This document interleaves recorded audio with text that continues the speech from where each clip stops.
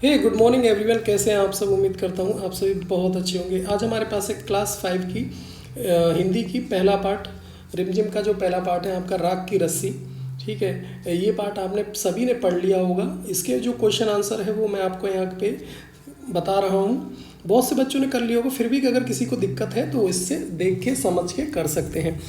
पहला पार्ट है आपका राग की रस्सी। तिब्बत के मंत्री ने अपने बेटे के भोलेपन से चिंतित रहते थे। ठीक है, प्रश्न 1 है। फिर उसके अंदर है, तुम्हारे विचार से वह किन किन बातों के बारे में सोचकर परेशान होते थे? तो हमारे विचार से वे सोचते होंगे कि उनका बेटा आगे चलकर अपना खर्चा कैसे चलाएगा और अपना जीवन यापन किस तरीके के करेगा, क्योंकि उनका बेटा बहुत ही भोला भाला था। तुम तिब्बत के मंत्री की जगह होते तो क्या उपाय करते या करती? मैं तिब्बत के मंत्री की जगह होता या होती तो अपने बेटे को प्यार से समझाते। ठीक है, कि भाई इस तरीके से आप भोलेपन से काम नहीं चलेगा, थोड़ा समझदार होना भी ज़रूरी है। शहर की तरफ, मंत्री ने अपने बेटे को शहर की तरफ रवाना किया। मंत्री ने अपने बेटे को शहर क्यों भेजा था? आपको पता है ना भाई क्यों भेजा था? मंत्री ने अपने बेटे को शहर में दुनियादारी को समझाने के लिए भेजा था। उसने अपने बेटों को भेड़ों के साथ शहर में ही क्यों भेजा? उसने अपने बेटों को भेड़ों के साथ शहर में इसलिए भेजा क्योंकि वह उसे चतुर और समझदार बनाना चाहता था।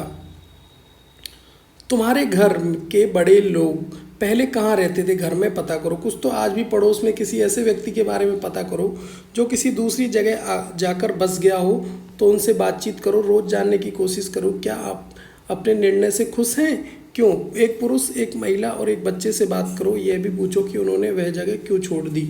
कई लोग ऐसे रहते हैं, देखो बाहर शहर से, कई देखो बहुत सारे लोग यूपी से, बिहार से और कहीं कहीं से, भारत के बहुत से राज्यों से आते हैं और अपने दिल्ली शहर में बस जाते हैं। या और भी जिस शहर में आप रहते हो तो वहाँ भी आपने देखा होगा कि कई बहुत सारे लोग हैं जो अन्य शहरों से आते हैं अपने रोज़गार के लिए, खाने कमाने के लिए, और अपने शहर में आके बस जाते हैं जहाँ पे ये सब सुविधाएं आपको मिले। हमारे घर के बड़े लोग पहले गांव में रहते थे। जी हाँ, पहले लोग शहरों में नहीं रहते थे, गांव में रहते थे। गांव में काम कम हुए या फसल नहीं होती है बरसात के कारण, तो वो लोग शहरों में आ गए पैसे कमाने के लिए और फिर वो यहीं रहने लगे। मेरे पड़ोस के गांव से आकर रहने वाला एक बच्चा निर्णय से खुश है क्योंकि यहाँ सभी मूलभूत सुविधाएं उपलब्ध हैं। मूलभूत सुविधाएं कहें तो अस्पताल है, सरकारी स्कूल है और भी आने जाने के लिए साधन है। ये सब चीज़ें यहाँ पे उपलब्ध है। उस व्यक्ति ने वह स्थान कुछ परेशानियों के कारण छोड़ दिया। मेरे पड़ोस में रहने वाली एक महिला ने पति की नौकरी छोड़ने के कारण पुरानी जगह छोड़ दी। वही मेरे पड़ोस में रहने वाले एक अन्य बच्चे ने पुरानी जगह अपने माँ बाप के साथ दूसरी जगह जाने के कारण छोड़ दी। चलिए, इस तरीके से ये आंसर हो रहा है। प्रश्न नंबर जो है, जौ एक तरह का अनाज है जिसे कई तरह से इस्तेमाल किया जाता है। इसकी रोटी भी बनाई जाती है, सत्तू भी बनाया जाता है और सूखा भूनकर भी खाया जाता है। अपने घर में, अपने स्कूल में बातचीत करके कुछ और अनाज के नाम पता करो।